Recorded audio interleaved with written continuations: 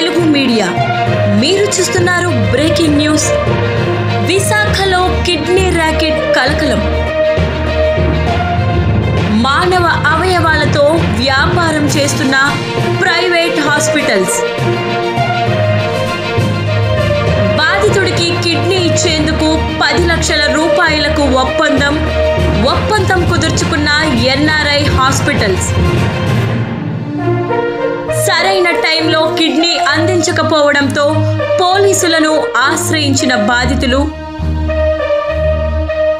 CP దృష్టికి తీసుకెళ్లిన kidney racket వ్యవహారం. విచారణకు స్పెషల్ టీంను నియమించిన సిపి. డీసీపీ నేతృత్వంలో 8 మందితో ప్రత్యేక విచారణ కమిటీ. నిందితుల అరెస్టుకు రంగం సిద్ధం. మనుషుల అవయవాలతో వ్యాపారం చేస్తున్న డాక్టర్లు.